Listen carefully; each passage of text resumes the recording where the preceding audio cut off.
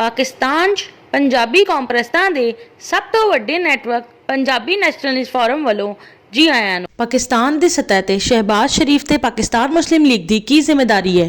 पाकिस्तान की 24 करोड़ आबादी च पंजाब की आबादी 13 करोड़, सिंध की आबादी 5 करोड़ 50 लाख, खैबर पख्तूनख्वा की आबादी 4 करोड़, बलूचिस्तान की आबादी 1 करोड़ 50 लाख है।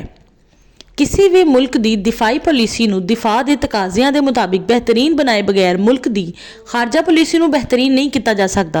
किसी भी मुल्क की खारजा पॉलिसी नूं खारजी ताल्लुकात के तकाज़ियां के मुताबिक बेहतरीन बनाए बगैर मुल्क की दाखला पॉलिसी नूं बेहतरीन नहीं किया जा सकता।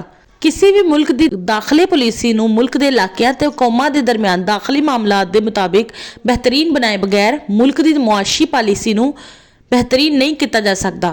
किसी भी मुल्क की मुआशी पॉलिसी नूं मुल्क के अवाम के मुआशी मसाइल के मुताबिक बेहतरीन बनाए बगैर मुल्क की इकतसादी पॉलिसी नूं बेहतरीन नहीं किया जा सकता।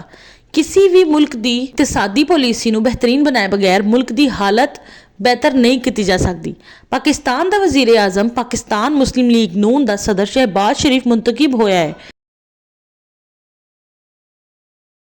हुण पाकिस्तान की सतह ते शहबाज शरीफ ते पाकिस्तान मुस्लिम लीग नून की जिम्मेदारी है कि पाकिस्तान की दिफाई पॉलिसी नूं पाकिस्तान के दिफा के तकाज़ियां के मुताबिक बेहतरीन बनाए, पाकिस्तान की खारजा पॉलिसी नूं पाकिस्तान के खारजा ताल्लुकात के मुताबिक बेहतरीन बनाए, पाकिस्तान की दाखिला पॉलिसी नूं पाकिस्तान के इलाकों ते कौमां के दरमियान दाखिली मामलात के मुताबिक बेहतरीन बनाए, पाकिस्तान की मुआशी पॉलिसी नूं पाकिस्तान की अवाम के मुआशी वसाइल के मुताबिक बेहतरीन बनाए, पाकिस्तान की इकतसादी पॉलिसी नूं पाकिस्तान के इकतसादी हालात के मुताबिक बेहतरीन बनाए।